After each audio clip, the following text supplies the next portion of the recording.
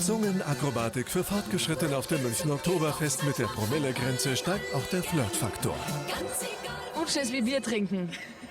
Ist mal so erlaubt, ganz erlaubt. Das ist ein Reinheitsgebot. Aber sicher.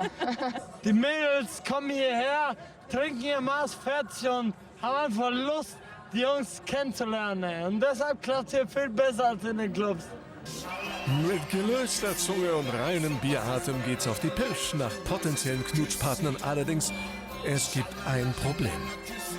Entschuldigung. Weißt du, wie sie heißt? Nein. Überhaupt nicht, ganz ehrlich gesagt. Und wie habt ihr euch kennengelernt? Einfach nur, ganz ehrlich gesagt, so ein bisschen durch eine Mast trinken, anstoßen und dann passt das schon. Und würdest du wünschen, dass ein bisschen mehr passiert? Ganz ehrlich, ja, aber unehrlich gehe ich jetzt wieder zu mir Bier zurück. Da wird wohl nicht mehr laufen.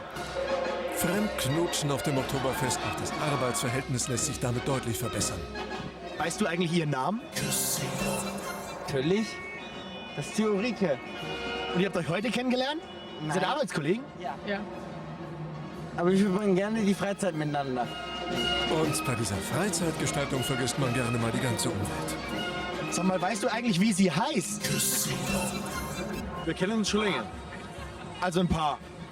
Wir sind kein Bauernmix, wir sind Kollegen. Und Kollegen greifen sich gerne mal unter die Arme. Ihr seid beide Single oder drückt mal auf der Wiesn da mal ein Auge zu? Diesbezüglich drücken wir auf beiden Seiten ein Auge zu, aber das gehört unter Kollegen dazu, dass man sich einmal näher unterhält und ein Auge zudrückt. Das Oktoberfest eine hemmungslose Partnerbörse, vorausgesetzt man ist Single, natürlich. Liegt es auch am Alkohol, dass alle Single sind auf einmal? Mit Sicherheit. Ja, aber es ist ja schon vorher eigentlich klar, dass man Single ist, wenn man auf die Wiesn geht.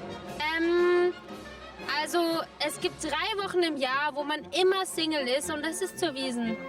Also die Wiesn dauert eigentlich nur 2 Wochen, aber genügend Zeit, um was einzutüten.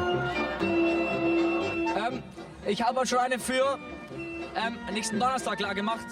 Und ja, nächsten Donnerstag, also da bin ich mehr als zuversichtlich, weil da geht sicher was. Und wer noch nicht erfolgreich war, hat noch ein paar Tage Zeit, denn ein bisschen was geht dabei auf der Wiesn.